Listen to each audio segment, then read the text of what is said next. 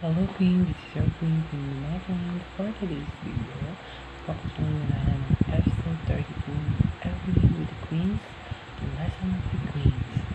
Ang ating bibigyan card for today is, ito yung gusto ko. Time. Ang time kasi sa isang relasyon, marami kasing pinag-aawayan ang salitang oras.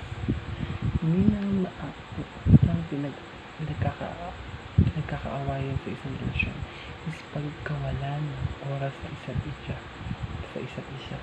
Siyempre, kung nawalan ka ng oras sa taong mahal mo, siyempre magsiselos yun. Kaya sa buong araw, hindi mo siya bibigyan ng oras. Diba? Pag mahal mo sa tao, dapat may oras ka lagi para sa kanya.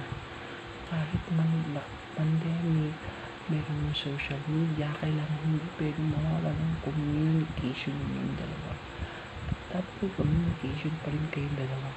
Kasi ang babae iba masaktan kaysa sa lalaki.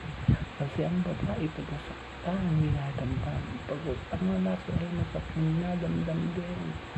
Pero, hindi gaano kasakit. Merong mga lalaki kasi kapag sinaktan sila ng taong mahal niya,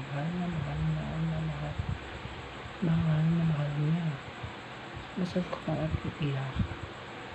Kaya iba lang naman. Kami kasi mga queens, ang oras, pagkawala ng oras ay sa yan ang kadalasan nawawala sa atin. Sa mga magjojowa dyan, huwag iiwanan ang jowa ninyo. Huwag iiwanan. Huwag kayo mawawala ng oras sa kanila. Pag nawalan kayo ng oras sa kanila, ibig sabihin wala kayo quality time to each other o pagmamahal sa isa't isa. Dapat may pagmamahal sa isa't isa para alam din nila kung ano yung magandang dulot nito sa inyo, sa relasyon ninyo, di ba?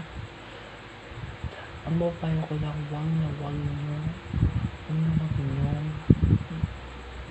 dapat nung mawawala ng oras ang mga jowa ninyo.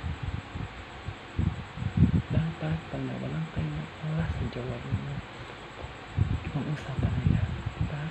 Yun lang mga payo ko. See you in the next episode.